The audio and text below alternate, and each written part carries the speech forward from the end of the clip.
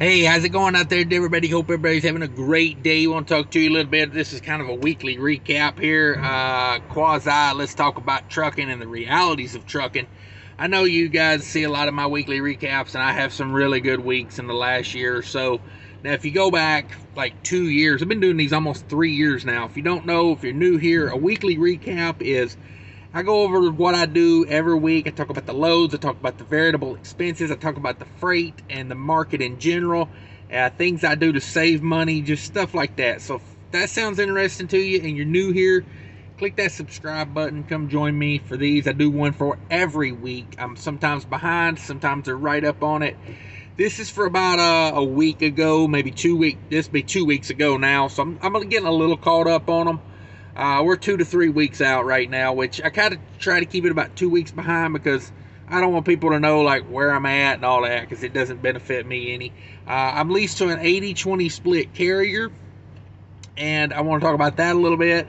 As far as I don't pay for the trailer, they pay everything to do with the trailer. Typically, I pull a pretty new trailer, so that's a good benefit of being leased on to an established carrier. And like I said, 80-20 split, everything, 80-20 split. Most of the time, the detention pay, the layover pay, stuff like that, they give it all to me. So I take it. and yeah, let's get into it a little bit. So there is no revenue for this week. For you guys that say I want to average $8,000 a week, or when you start running your numbers, that's why I really suggest, watch my weekly recaps and see how I break things down. And you'll see, like, typically I'll have a good week and then I'll have a mediocre week because I tend to stay out like basically what I do is I stay out like 10 to 14 days at a time, and then I like to be home for 2 to 3 days. That's kind of how I've built my business. Go from Minnesota out and back because I live in Minnesota. Right now I'm out on the East Coast in New Jersey. As soon as I get unloaded out here, I'm turning it right back to the house if all possible. Sometimes I do split loads on the way back just to get the revenue up and to keep it right, because sometimes off the East Coast they are not offering good money. So you got to kind of like maybe East Coast back to Chicago or Toledo or somewhere, and then continue on from there. But that's just business strategy. So that's what I do. That's how I like to do it. So if you'll notice on the week out, and typically I do like multi-stop, like loads that take almost a whole dang week, honestly. And that's where I get my 10 to 14 days. Typically by the time I go out, it takes 4 or 5, sometimes 6 days to do these multi-stop loads. And then, a couple days, typically I'm 1,000 to 1,500 miles out. I guess realistically, you could say I have some like 8-9 days out that I go home for a couple days. But for guys saying like I'm going to average $8,000 a week, I'm going to tell you right now that's a tough nut to crack to make $400,000 a year. That's if you say you're going to do it every week. Now, me personally, I like to average 8,000 a week for the weeks I work. And then you got to think. I take off, truck breaks down. There's weeks in there I don't get that. But the weeks where I run a full week, I like to be in that $9,000 to $11,000 range in this current market. And like I say, you can go back and look 2 or 3 years back, and you will see what freight used to be doing. Guys that are new to the industry right now, we're kind of in a uncharted territory of revenue, and you kind of got to be because trucks are crazy, parts are crazy, and shop prices are crazy. Everything's crazy priced right now, so you got to be making a lot of revenue. But let me get back to my point here.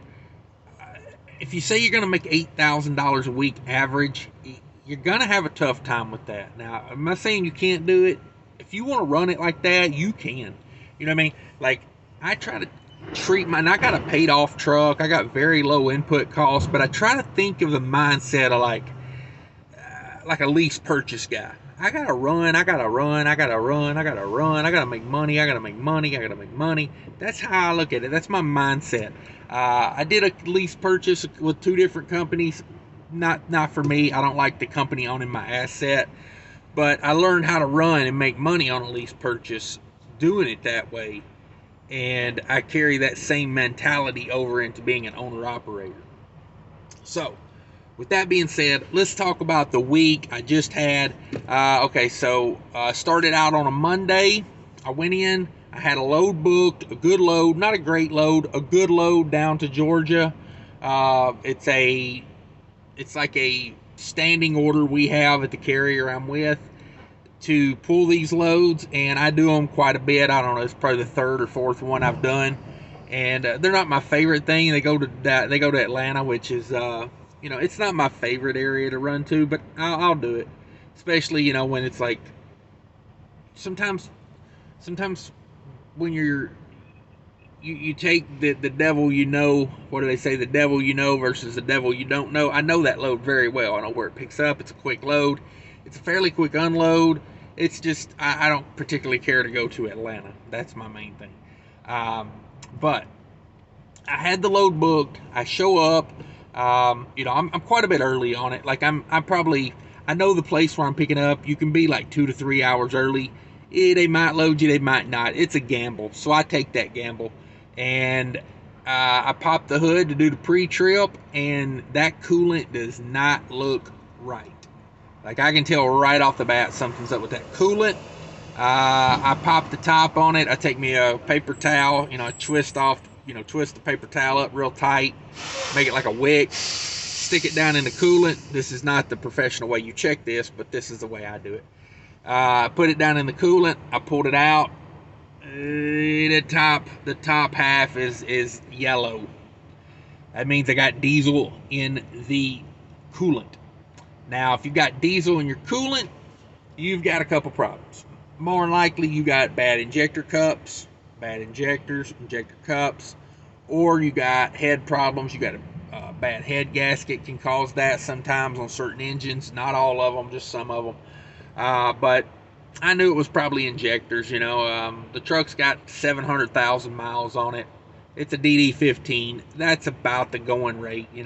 I see some people push them up toward 1 million before they have to have them redone, but it's just kind of where it's at. It's at that stage of its life where I've got to start replacing some pretty major parts. But with used truck prices where they're at, we just do what we got to do at this point. I had an offer from a dealer that I've worked with in the past the other day on a 2020 Cascadia, brand new, with like 800 miles on it. It was literally a demo truck, and it's been sitting on the lot for, it was a 2020. I may have said 2022. It's been sitting on the lot for like a year, just sitting there after it was demoed. I don't know what the deal was, but they want $215,000 on that truck. $215,000. It's set up nice. It's warranted nice. If they would give me $70,000 for mine, I'd be in a new truck for about $150,000. I'll be honest with you, I debated it. I did. To be in a brand new truck at $150,000,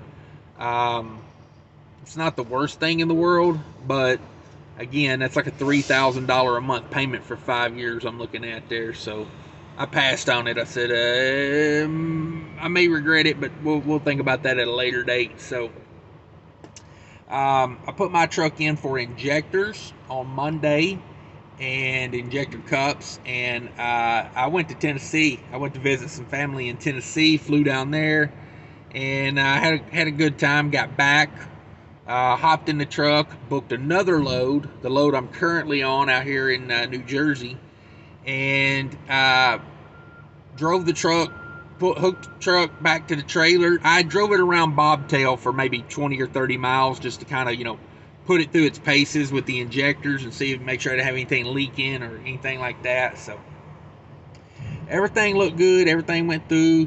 And so about 10 miles up the road, pulling a trailer, I get a check engine light for an emissions code. So, right after paying a $7,000 repair bill, I'm right back at the dealership with a totally different problem, mind you. So, I just want to put this out there because it's the reality of things. I don't want to sugarcoat everything. When I put out my numbers, I don't do it to brag, and there's nothing special about me. I've just refined this process for the past 10 to 15 years. I've been trucking for 16 years. I've been owner-operator for 13. So I put it out there just to help everybody kind of see where you can get by refining the process. You know, that's a big part of where my profits come from. Is I've tried, and you know, I've did different things. I try different things. I know where to get the good fuel. I know where to, you know, what fuel card to use, what fuel app to use. You know, I know these things. And like I said, there's nothing special about what I'm doing. If you find yourself a good carrier to lease onto, it's got some pull, and you're not just doing load board freight all the time, you can build relationships with customers, and you know, things stay a little more steady than just being, you know, spot market all the time. It's like that load to Atlanta. Could I do better pulling a load off the spot market going to Atlanta? Probably could make an extra couple $100. Is it worth it to me to make a few hundred extra bucks to not know what I'm getting into, and to not know this and not know that? No, it's just not, it's not for me. So when I say, you know, these are, you know, when I put out my numbers, they're realistic numbers. I've got no reason to lie to you. I'm not trying to brag. I mean, if I was going to lie to you, I'd do a good one. I wouldn't tell you I'm making, you know, $9,000 on a week. I'd tell you I was making $20,000.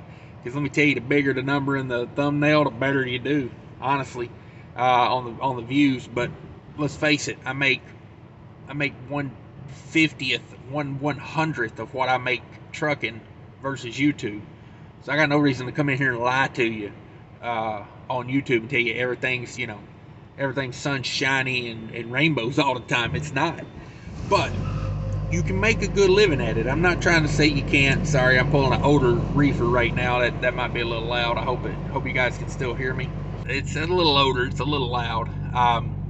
But what I was saying is, the numbers are legit and they are good. But also, I want you to see both sides of it. That, yeah, truck goes in, you're down for a week on a $7,000 repair, and next thing you know, you're right back at the shop with an emissions problem. Who knows what that's going to be, you know?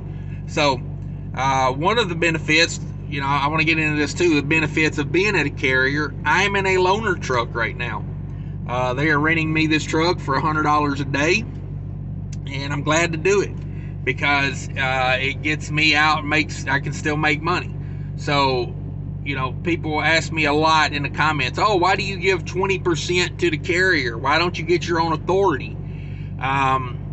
It's just the fact of the matter, you don't always make more money with your own authority.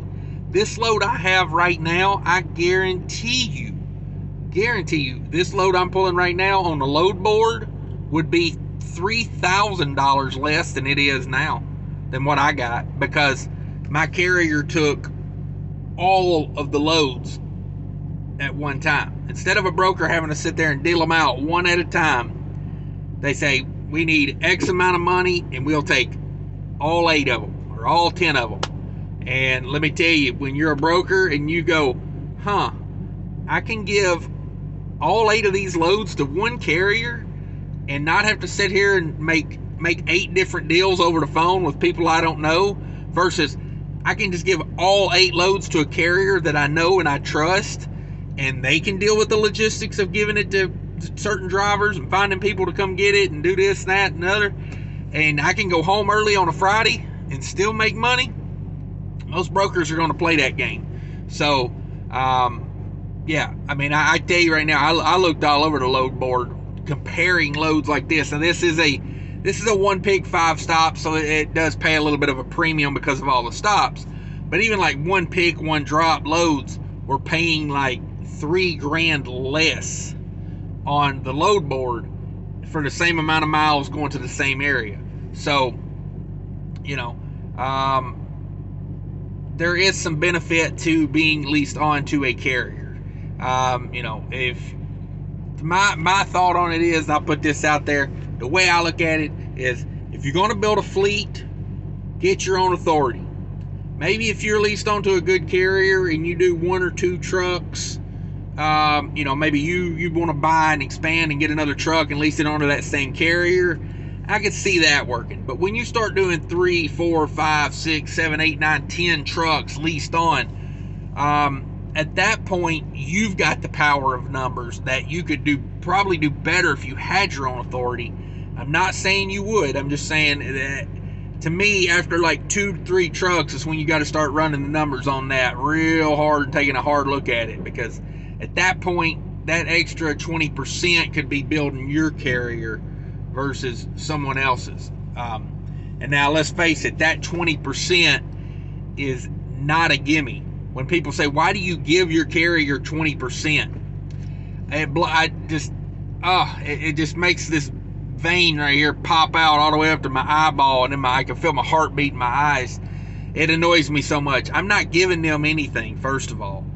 They earn that 20%. Let's face it, okay? Let's talk about what I get. I get to run their authority.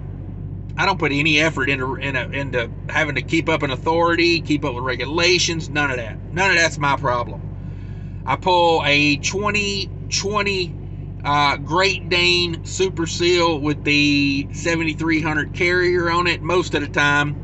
This is a loaner trailer to go with the loaner truck. They don't like, unhooking things and, getting it all. They got certain trailers for certain trucks, I'll say that. So, that trailer is probably a $100,000 trailer. I don't pay any of that. That's all part of the 20%. There's a lot of benefits. These loads that I'm getting are a major benefit of being leased onto a good carrier, because, it's like, if I'm one man, okay, I'll tell you right now, I'm finaling out this load tomorrow in Massachusetts. Yeah, in Massachusetts. So the way that works is, instead of me sitting around looking for loads all morning, which I couldn't do because I had to get up right at the 10-hour break at 7 o'clock, I had to put her in the wind. Actually, I had to get up at 6:30 pre-trip, put it in the wind, make a delivery, drive another 2 hours to come here and make a delivery. And now it is currently noon here, and now would be the time when I could actually start looking for a load. I've already got a phone call this morning for a load that's paying pretty good, that is literally next door to the place I'm filing out. Would I have been able to find that load and get it booked at noon? That load might have already been gone. It's paying pretty good, and it's going to a pretty good area. So the benefit of dispatch is another one. There's a lot of benefits to being leased on, and don't think of it like this. And this is how I look at it. I don't look at it like that 20% is all mine if I get my authority. Because that 20% is going to be whittled down by having to buy a trailer, by having to do more dispatching or hire a dispatch service, keeping up my authority, the money that costs, the insurance that they pay, all of these things. I mean, what's left to get my own authority?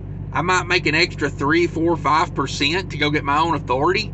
And then you got to factor in lesser paying loads. So at that point, I figure I'm actually more profitable leased on than having my own authority. That's how I think about it. I know I just triggered a lot of people with those thoughts, because a lot of people are just so dead set on, like every week they tell me in the comments, oh, you're still giving your carrier 20%? They're like, oh, it's like $2,000 a week. And I'm like, okay, but I would have probably made $1,000 less, $2,000 less if I was booking that freight, outside of what they get. Because, just the other day I was in, I can't remember what state I was in. It might have been a Pennsylvania load. I was in Pennsylvania. I was looking at Pennsylvania freight on the load board, and then they called me and they said, hey, are you still looking for a load out of Pennsylvania? I said, yeah, what do you got? They told me what they got. I said, book it. I'll take it, because I said, I'm seeing nothing close to that rate. And then I showed up there to get loaded, and there was already one of our trucks there. I showed up, and then another one came in there. Now, do you think the power of having to call a broker and say, we'll take 3 of those loads has any negotiating value? You damn right it does, because that broker knows I'm not going to have to sit on the phone and deal with probably, think about it on a broker's end. How many phone calls do you think it takes to book the average load? I'm a guesser. I would say like 3 or 4 maybe, because you got guys that call and they just, that things don't work out, or you got to, there's just reasons that, you would want to give multiple loads to one carrier if possible. You know, that's why Swift has that Costco account. It's just convenient, you know. But that's some realities of trucking, guys. I appreciate everybody tuning in. This has been the weekly recap. Zero revenue, $6,700 in repairs. I don't have a truck payment, which is nice when your truck breaks down to not have that truck payment. You know, a little bit of insurance cost, and of course, you know, got to pay myself. I'm on a fat salary. You know, this guy's got to get paid, so had to pay my own salary and a little bit of insurance. But other than that, you know, 67.80 or whatever the down repair was for the injectors. You know, there's where we stand. Net loss.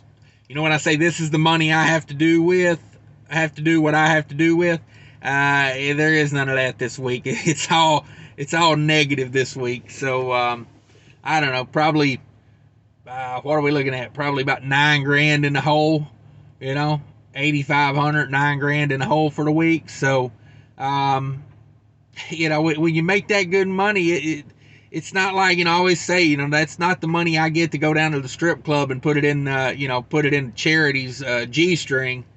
You know, when I give money to charity, you know, it's, I always say, you know, it's that stripper down at the Jiggle Hut, her name Charity. But, you know, it's not all money you get to go give to charity. It's, a lot of it's it's business, you know. So, keep that in mind. If you're one of those people, you know, that are at a good carrier that takes care of you and you're happy, even if you're a company driver, you know, don't think you're just going to instantly jump into being a business owner and it's going to click. Because there could be some hard times. Now, is it worth it if you learn from it and you end up better off down the road? You pay your dues, good for you. But don't think like, you know, I had people ask me like, why did you become an owner-operator? When did you discover that you make more money being an owner-operator?